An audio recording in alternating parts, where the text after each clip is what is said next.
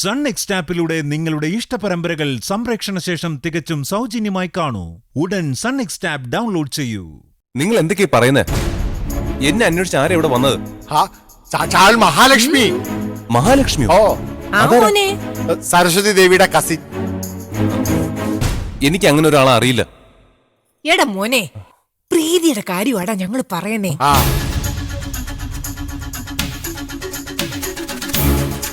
പ്രീതി മഹാദേവൻ. പ്രീതിയോ? അവളിവിടെ വന്നിരുന്നോ? തന്നെ. എന്തിനാ?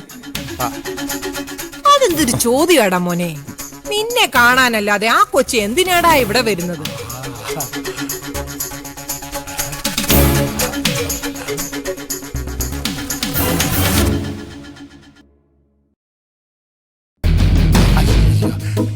എടാ മോനെ, ഭാവിയില് വറുതുകാലോചിച്ച് കയറേണ്ട വീടല്ലേ, നീ കണ്ടിരിക്കാന്ന് വിചാരിച്ച് കാണും. വെറുതെ ഓരോരോ വിടുവായത്തരം പറയാച്ചാ. അത് കൊള്ളാം, ഉള്ള കാര്യമാണ് ഞാൻ പറഞ്ഞത്. അല്ല, ഞാനും പ്രീതിയും തമ്മില് നിങ്ങളൊക്കെ കരുതുന്ന പോലെ ഒരു മണ്ണാങ്കട്ടയില്ല. അയ്യോ, വെറുതെ നോണ പറയണ്ട മോനെ. നിങ്ങൾ തമ്മിലുള്ള അടുപ്പ് എന്താണെന്നേ ആ കൊച്ചിന്റെ മുഖത്ത് എഴുതി വെച്ചിട്ടുണ്ടായിരുന്നു അല്ലേ? പിന്നില്ലേ. ഞങ്ങൾ അത്ര പൊട്ടന്മാരൊന്നും അല്ല. അതെ, നിന്നെ പറ്റി ചോദിക്കുകയും പറയുകയും ചെയ്യുമ്പോ അവളുടെ മുഖത്ത് വരുന്ന സന്തോഷം ഉണ്ടല്ലോ, അതൊന്ന് കാണേണ്ട തന്നെ ആയിരുന്നു മോനെ. ഒന്ന് നിർത്തുന്നുണ്ടോ? ഇന്ന് വരെ ഒരു സാധാരണ ഫ്രണ്ട് എന്നതിനപ്പുറത്തേക്ക് ഒരു ബന്ധം എനിക്ക് അവളോട് ഇല്ലായിരുന്നു. സത്യം ഞാൻ പറയുന്നത്.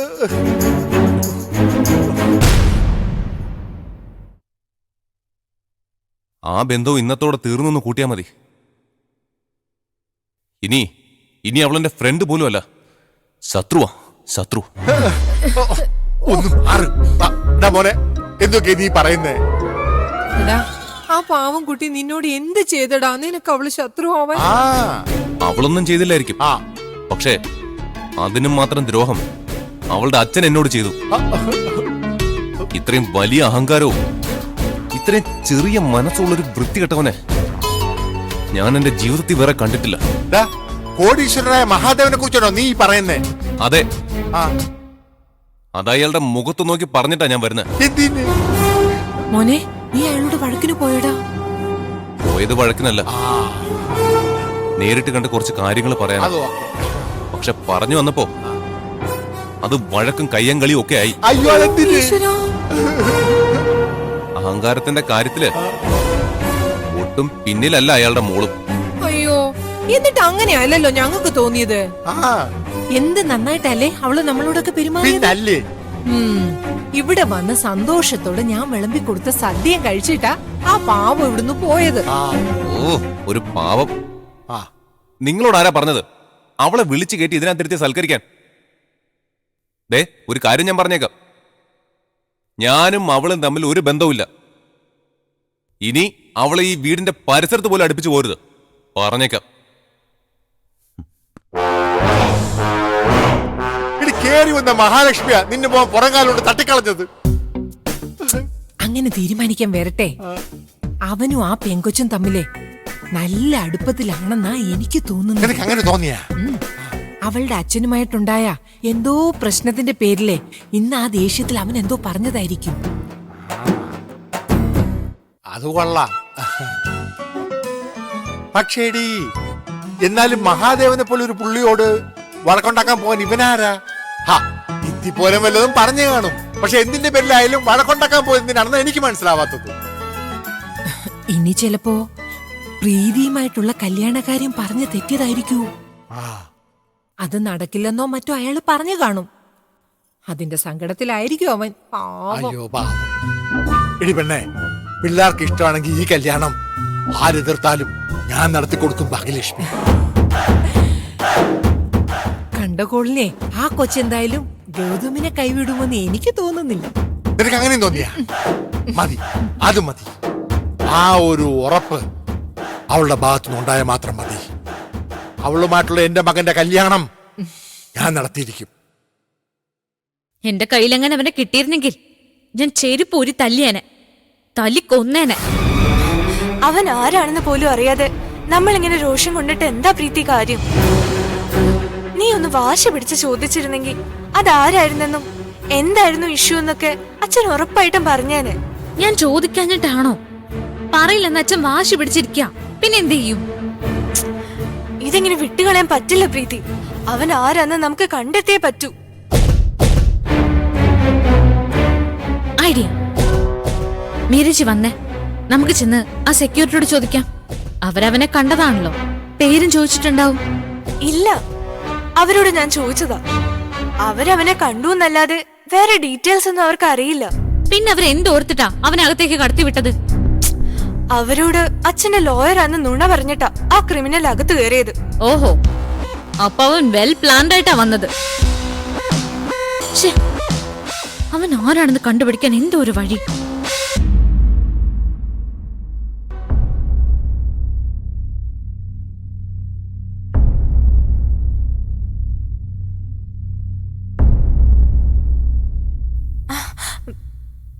പ്രീതി, ഒരു വഴിയുണ്ട്. എന്താ മീരജി, വേഗം പറ. ആ, നമ്മുടെ CCTV ക്യാമറ. അതിലെന്തായാലും ആ വന്നവന്റെ രൂപം പതിഞ്ഞിട്ടുണ്ടാവും. Super idea മീരജി.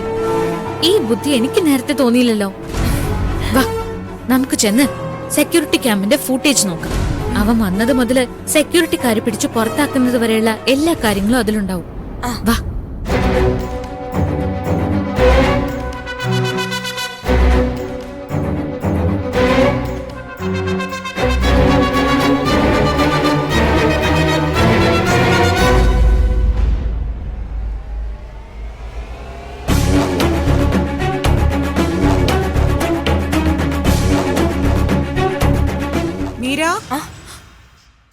ആ, അമ്മ അച്ഛമ്മ ഹോസ്പിറ്റലിൽ നിന്ന് എത്തി.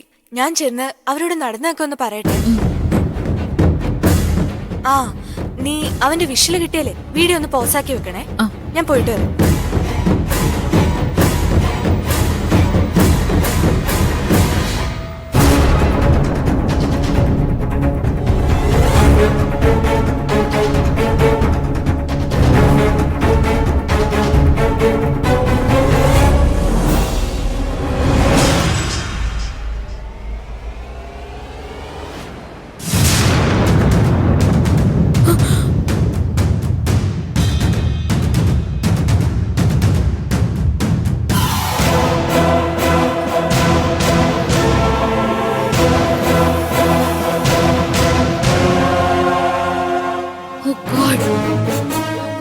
ഗൗതം, നീയോ? നീയാണോ ഇവിടെ വന്ന് അച്ഛനോട് ഇവിടെ വഴക്കിട്ടത്? ഗൗതം, എന്തിനാണ് നീ ഇങ്ങനെ ഒരു പണി ഒപ്പിച്ചത്?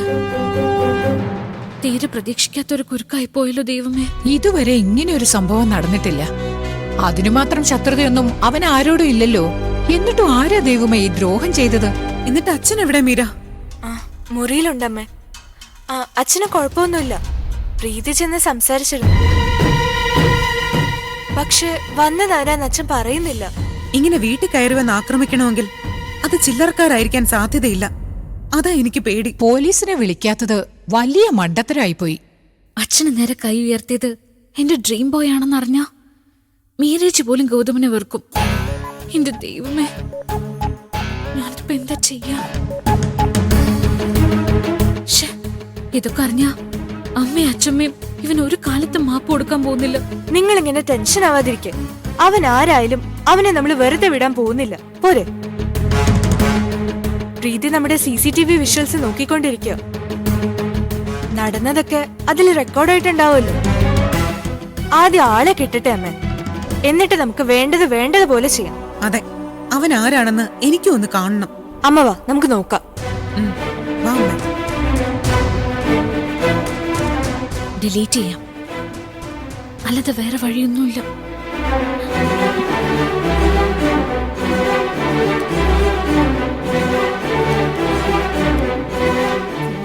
വേഗം ഡിലീറ്റ് ആവുന്നില്ലല്ലോ ഈശ്വര. കഷ്ടപ്പെട്ട് പ്രേമിക്കാൻ ഞാനും, വീട്ടിൽ കയറി വന്ന് കൊളാക്കാൻ അവനും.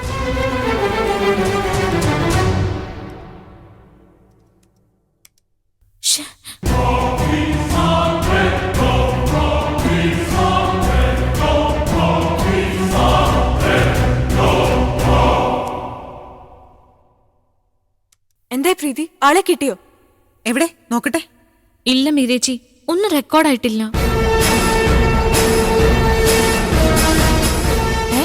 റെക്കോർഡായിട്ടില്ലെന്നോ? അതെ.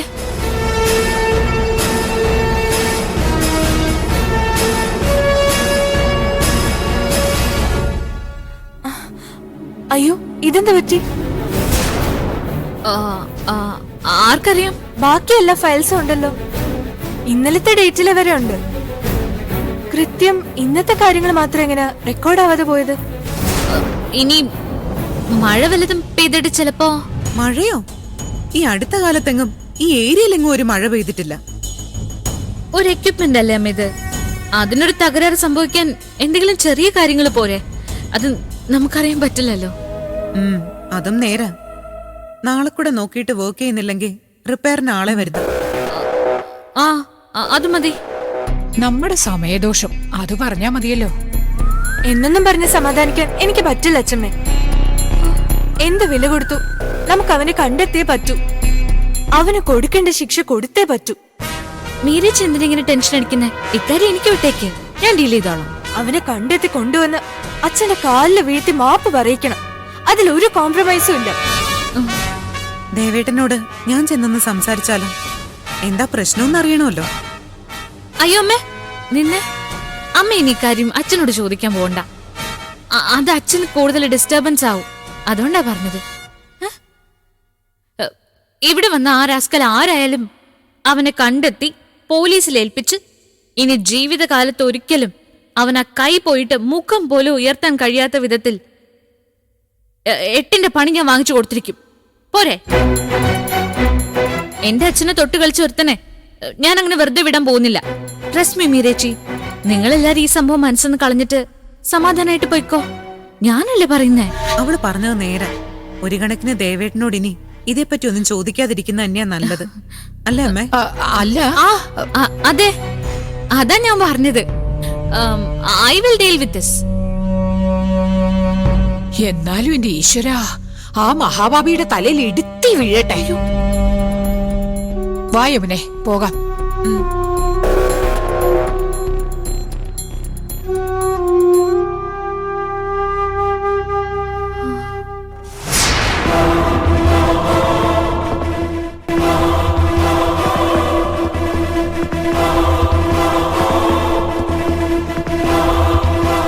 പ്രീതി,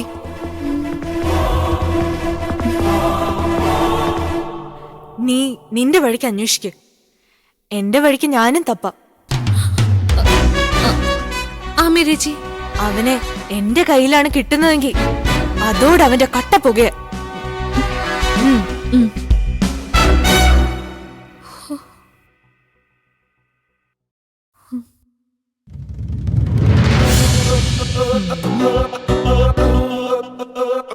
ഇതിന്റെയൊക്കെ വല്ല കാര്യം ഉണ്ടായിരുന്നോന്ന് മീരേച്ചിക്ക് വല്ല ഡൗട്ടും തോന്നിക്കാണോന്നാ. നേരിട്ട് കാണട്ടെ, ഞാൻ വച്ചിട്ടുണ്ട് അഹങ്കാരി.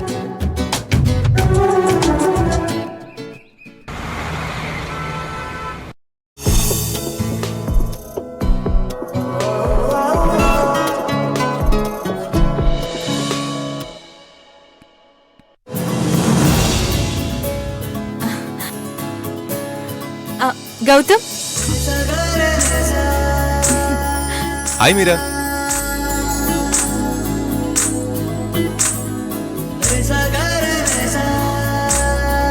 മീര, താൻ നേരത്തെ വന്നതോ അതോ ഞാൻ ലേറ്റ് ആയതോ?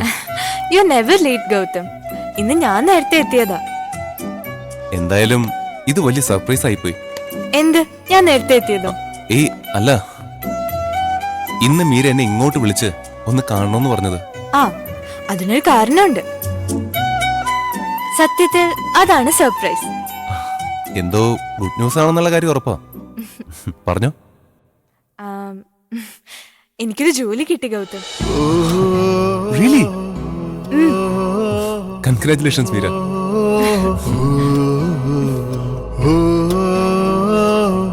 എവിടെയാ? ഒരു വലിയ കമ്പനിയാ. അന്ന് എന്റെ ഒരു ഇന്റർവ്യൂവിന് ഗൗതം കൊണ്ടാക്കിയില്ലേ, അവിടെ തന്നെ. അവരുടെ പ്രോജക്ട് ഹെഡായിട്ട് ഞാൻ ജോയിൻ ചെയ്തു. അടിപൊളി. ഇനി എന്ത് വേണം? I am so happy for you. Thanks Gautam. പക്ഷേ ഇത്രയും വലിയൊരു സംഭവം നടന്നിട്ട് ഈ കോഫി ഷോപ്പിൽ വെച്ചാണോ ട്രീറ്റ് നടത്തുന്നത്? അത് മോശമായി പോയി. ഇതങ്ങനെ ട്രീറ്റ് ആയിട്ടൊന്നും കാണണ്ട. തമ്മിൽ കാണാനും കുറച്ചു നേരം സംസാരിച്ചിരിക്കാനും ഒരു സ്ഥലം കണ്ടെത്തിയെന്നേ ഉള്ളൂ. പക്ഷേ എനിക്ക് ജോലി കിട്ടിയ സന്തോഷത്തിന് I have got a gift for you. ഗിഫ്റ്റോ? ഇന്ന് സർപ്രൈസുകളുടെ ബഹളാണല്ലോ.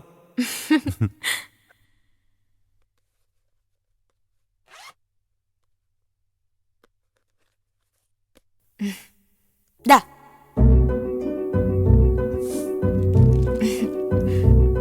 അടിപൊളി.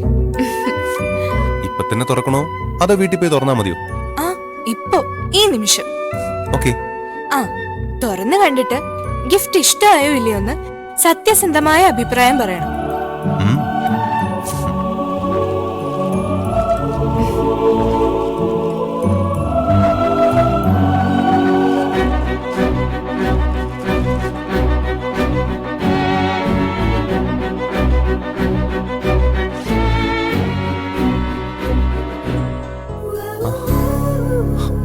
Wow, sunglass. അതെ. ആ അതൊന്ന് വെച്ച് കാണട്ടെ.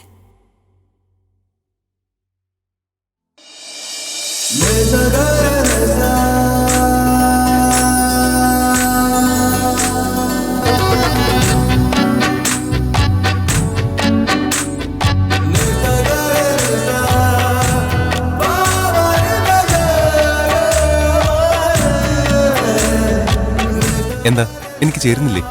ആ ചേരുന്നില്ലേന്നോ? Looks perfect on you. Looking really handsome. ഞാൻ ഹാൻഡ്സം ആണെന്ന് ഈ കണ്ണട വെച്ചപ്പോഴെങ്കിലും തോന്നിയല്ലോ.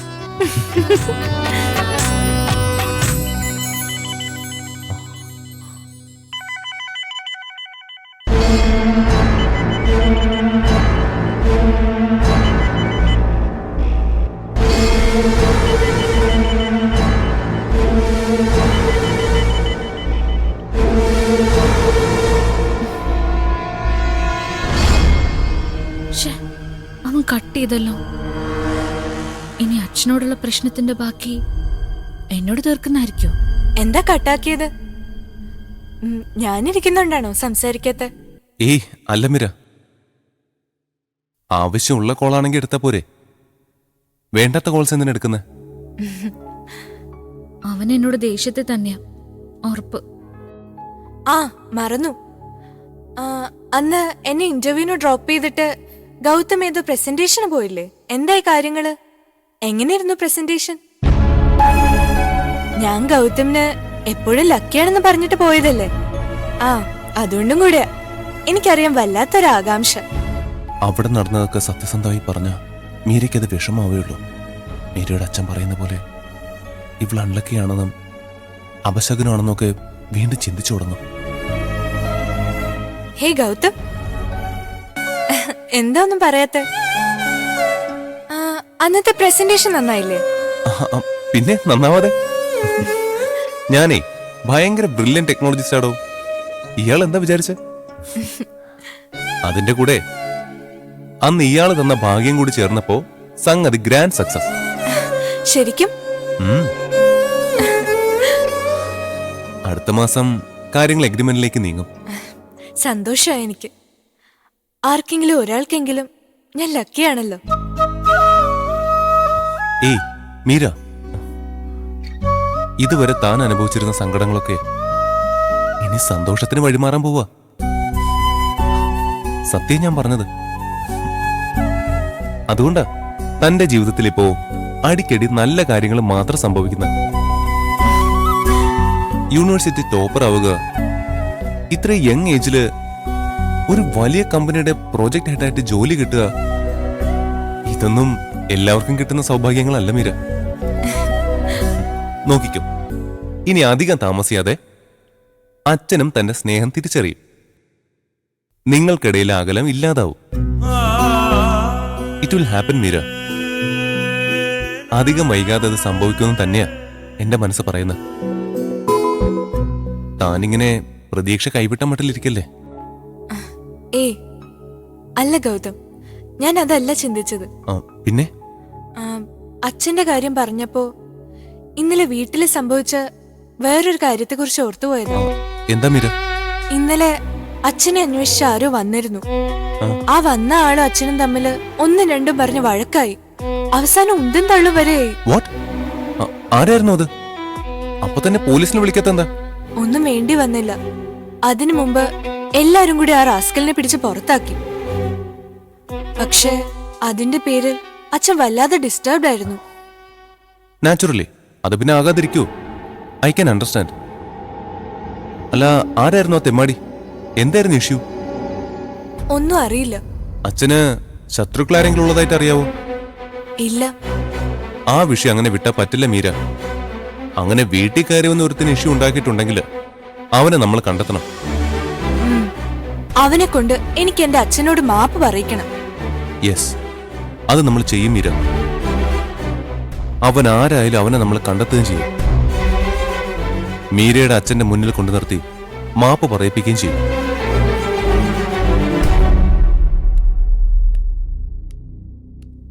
ഡേയ്, എന്ത് വേണം സർ? അതെ, കടുപ്പം കുറച്ച് പാല് കൂട്ടി ഒരു ചായ. ശരി സർ. ഓ മതി, പെട്ടെന്ന് കൊണ്ടുവരണം കേട്ടാ. ഓ പോ. ഓക്കെ. നല്ല വൃത്തി.